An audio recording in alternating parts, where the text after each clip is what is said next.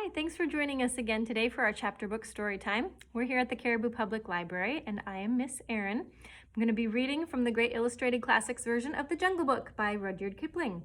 We are continuing on in chapter 11 today.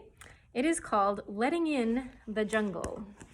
Here's our picture. It looks like Mowgli with Bagheera. All right. Once Messua, her husband, and Mother Wolf had disappeared into the darkness, Mowgli called Bagheera to him. "I'll need my 4 brothers to help us keep the villagers inside the gate tonight." "We don't need them," purred Bagheera. "I'm strong enough to face any man." "You are strong and brave too," whispered Mowgli, stroking the sleek black fur. "But we can't take on a whole village alone. We must devise a plan, for they'll return to the hut soon and find their prisoners gone." "Let them find me in the hut instead," growled Bagheera. "That should send them all back to their houses and keep them here." Mowgli laughed. "You'll have your fun, Bagheera, but I'm not ready to be part of it yet. Not until the rest of my plan is set." The wild yells and rushing footsteps running up the street could only mean that Buldeo's tales were ended and that the villagers were coming after their prisoners.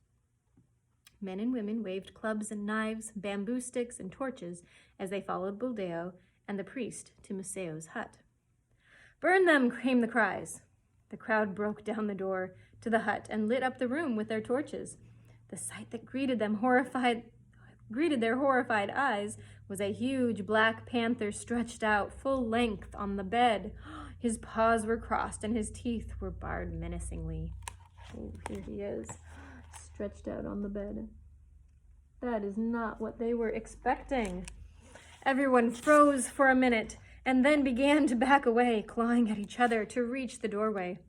Bagheera raised his head and yawned, and then curled his long red tongue toward them, pulling it back only when he snapped his strong jaws together.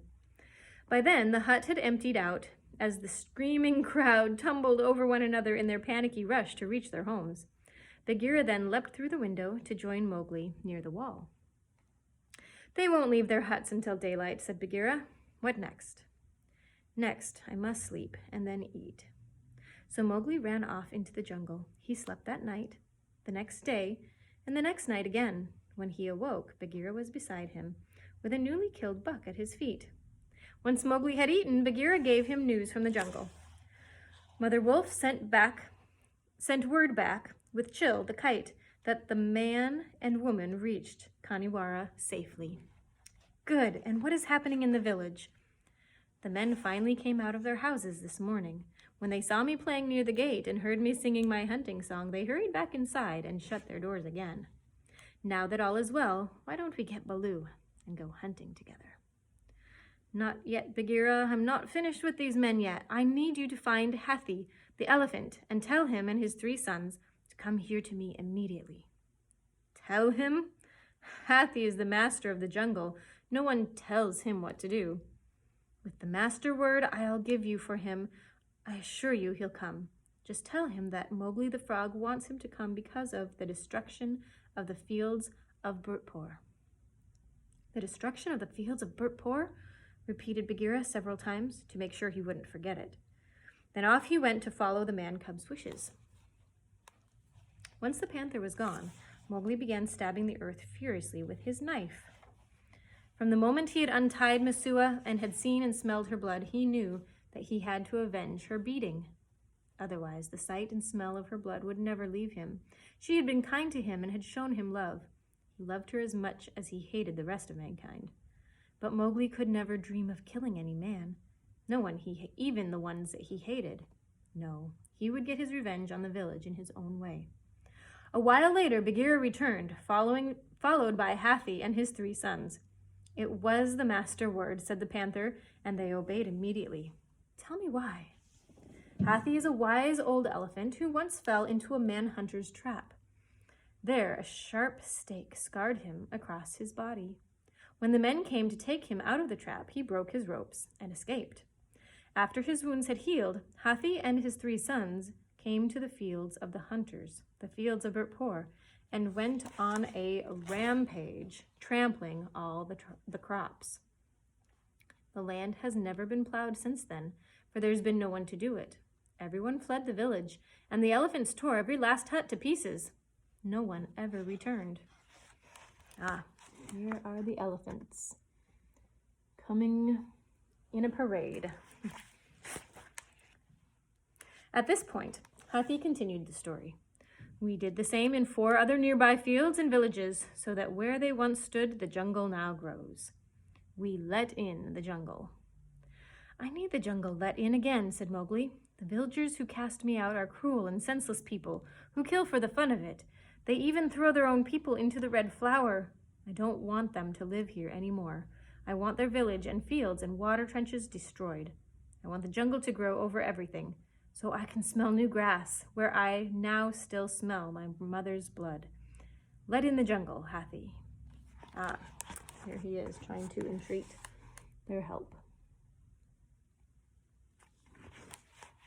The huge elephant stood before Mowgli, rocking from one foot to the other. Finally, he said, Even though I have no quarrel with these men, your war will be our war, little brother, and we will let in the jungle. And Hathi turned and led his sons away. For the next 2 weeks, the 4 elephants followed Mowgli's plan and traveled throughout the jungle, each one going in a different direction, each spreading the word that they could lead the jungle people to better food. By the end of the 2nd week, they all came together to surround the village and its fields of ripening crops. It was a dark night when Hathi and his sons came out of the jungle and trampled across the grazing lands and flattened the fields of crops and water trenches. They were followed by armies of wild pigs, deer, and wolves, all rushing to and fro, all eating and smashing and trampling and fighting in a wild frenzy. The next morning, when the villagers looked at their fields, they saw that their crops were hopelessly lost. That meant no food this season, no grazing land for their herds, and eventually starvation for them all. Oh my goodness. Here's a picture of all the animals eating their crops.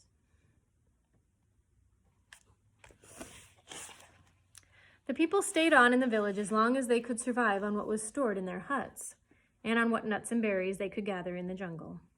But glaring eyes were always watching them from the shadows, and they soon feared straying outside the gate. In a short while, the rains came and flooded their homes, and the people waded out into the mud and finally accepted the fact that their village was doomed. As the last family hurried out through the gate with their few remaining belongings, they heard the crash of falling beams behind them, and then another and another. Hathi and his sons were on a rampage. They kicked backwards at mud walls and tossed doors into the air. They tore through narrow streets and crushed huts left and right until nothing was standing inside the village. It was a repeat of the destruction of the fields of Burpur. In the midst of this wreckage, Mowgli climbed onto Hathi's trunk and said, "The jungle will swallow this all up, my brother, but we must destroy the outer wall too." With the 4 elephants pushing, the wall split and fell. The villagers stood outside the wall in the torrential rain, frozen in horror. When they could move again, they dropped their belongings and bits of food, left their few animals, and fled in terror. A month later, the village was nothing more than a curved hill with soft green sprouts pushing up through the earth. By the time the rainy season ended, a full jungle had grown up on the spot where 6 months earlier a village had stood and plowed fields had thrived. The jungle had been let in, and Mowgli had his victory. Wow, here's a picture of it there. It looks just like a jungle, doesn't it? Well, that's it for chapter 11. We have 2 chapters left, so we will continue next time. You guys have a great rest of your day. Thanks.